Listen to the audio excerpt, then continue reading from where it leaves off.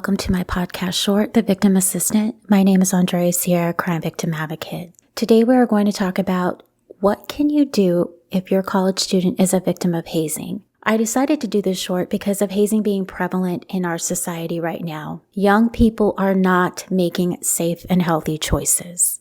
Before we begin, again, please like, share, and subscribe to my social media content. I am on X and Instagram at Victim Assistant, and I will be posting this podcast short on my YouTube channel, The Victim Assistant Lifestyle. So please subscribe for more healing content. Advocacy, self-love, and healing is what I talk about. So hazing is a widespread and dangerous practice, and it's affecting millions of students. Hazing leads to physical, psychological, and legal consequences. Despite anti-hazing laws and policies, underreporting and inconsistent enforcement remain the major challenges. Nationally, among college students, over half are involved in some form of hazing, yet 95% of hazing incidents go unreported. And I think we've had such a rise in knowledge about current hazing events is because of social media, not because students are reporting. Undergraduate students are the most affected by hazing. Students aged 18 to 19 are 2 times more likely to be hazed than those over 21. Common hazing behaviors: alcohol-related activities, public humiliation, physical hazing, which means being beaten, thrown in water, head shaving, and sexual hazing.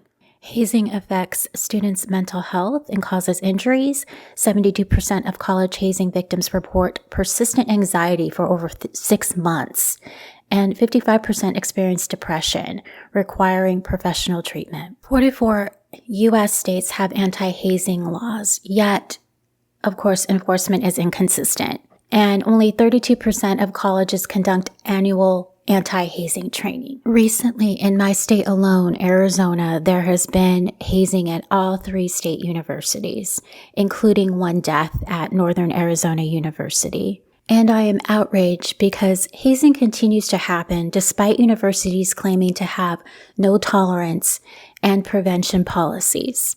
I had a college student. She graduated in 2024, and I also worked for a state university for 3 years in counseling. So I know what goes on behind the scenes and the decisions that are made.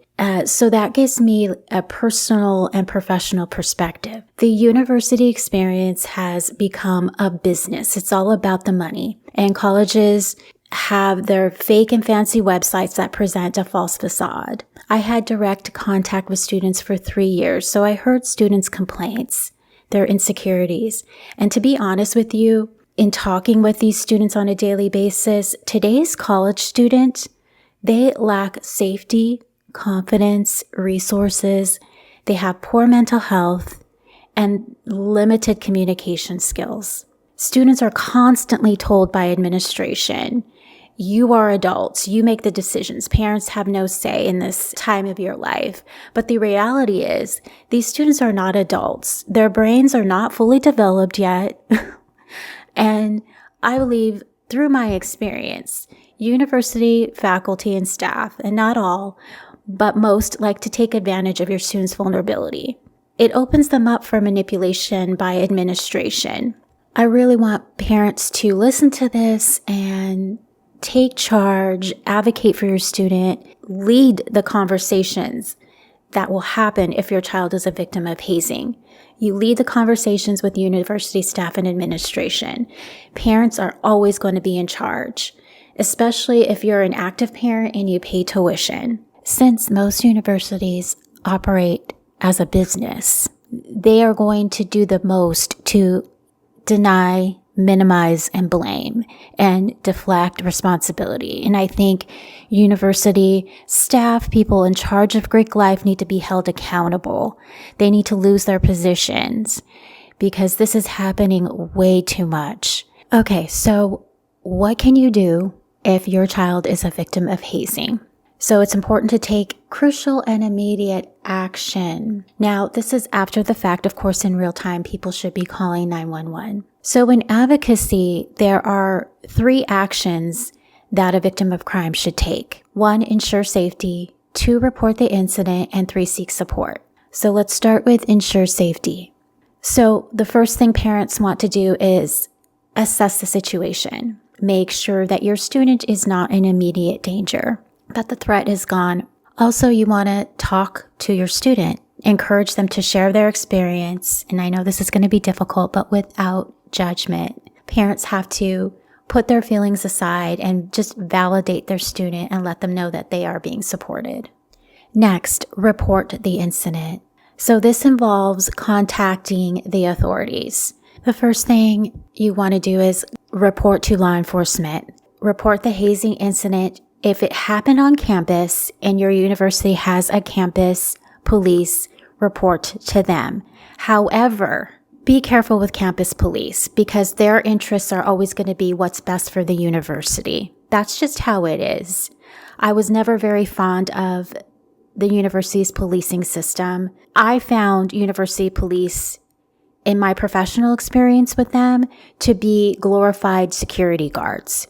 So make sure they are following the law, taking reports, and being vigilant. Be proactive in being updated about the case. If the incident happened off campus, report to that city or town. Next, you can proceed with notifying the university, and most of the time it'll be the dean of students. Also, you're going to want to know the laws in this state, and most states have hazing laws. If you need to know that information, you can go to stophazing.org. You can find the U.S. map and you click on the state where your student experienced the incident. And the final action is seeking support, seeking professional help. So that involves two entities.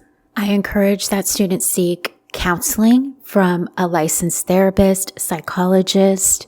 I do not recommend that students seek support in the school counseling center. I worked in a university counseling center, and their policies and procedures do not align with students' needs, students' benefit. It aligns with the university's needs and their benefits. So they may not receive the support that they really need, or they'll get referred out. I highly recommend that students go to a private professional off campus to receive the best care. If students cannot afford counseling, then you can always message me, email me, and I can send resources. If there is a criminal investigation, it's important to cooperate with law enforcement during the investigation process, and also confer with prosecution and know your rights as a victim of crime. You can also hire your own attorney, which I highly encourage, to help you communicate with university officials, because the reality is university officials, example, dean of students, are going to be involved during this process, and you need to protect your student because the dean of students, they are there to protect the university, not assist your student. So I highly recommend that people reach out to legal counsel to support them during this process, to act as mediators, to help with the communication. It's really important. I would not encourage your student to speak to any university representative alone. Okay, so before we close out, let's just briefly recap what parents need to do if their child is a victim of hazing. Ensure safety, report the incident, and seek support. Ensuring safety means you assess the situation, you encourage your student to share their experience without judgment and validate their feelings. Reporting the incident is contacting local law enforcement and the university. Also, knowing the laws in your state regarding hazing. And finally, you seek support, professional help for your student. Consider counseling off campus and also legal advisement. Victims of crime need to be treated with dignity and respect. There are resources for crime victims. If you're local in Arizona, there is Arizona Voice for Crime Victims, stophazing.org for statistics and information on current laws. If you need to find a civil attorney, you can always go to your state bar for a referral. Again, thanks for listening, and remember to follow me on my socials and share this information. It's really important. Take care.